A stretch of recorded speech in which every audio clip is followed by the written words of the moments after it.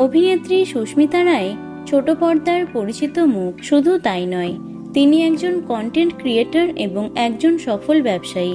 সদ্য চতুর্থ বিয়ে সেরেছেন তিনি। অভিনেত্রী নিজেই জানিয়েছেন সেটি। প্রাক্তন তৃতীয় স্বামী সব্যসাচীকে ডিভোর্সের মাত্র 6 মাসের মাথায় নতুন করে জাঁকজমকভাবে বিয়ে সেরেছেন সুস্মিতা। কারণ একটাই, তিনি মা হতে চান। তিনি নিজেই সামাজিক মাধ্যমে এবং বিভিন্ন ইন্টারভিউতে সে কথা জানিয়েছেন।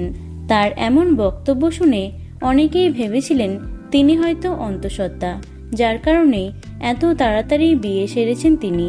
চতুর্থ বিয়েকে কেন্দ্র করে কটাক্ষের শিকার হয়েছিলেন অভিনেত্রী।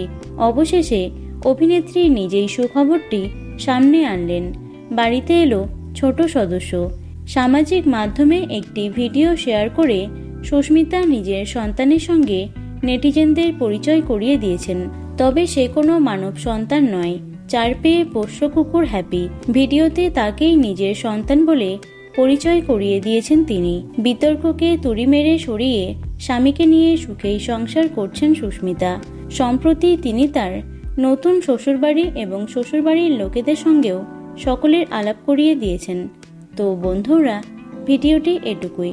টলি দুনিয়ার অন্যান্য খবর পেতে চ্যানেলটি সাবস্ক্রাইব করতে পারো। ধন্যবাদ।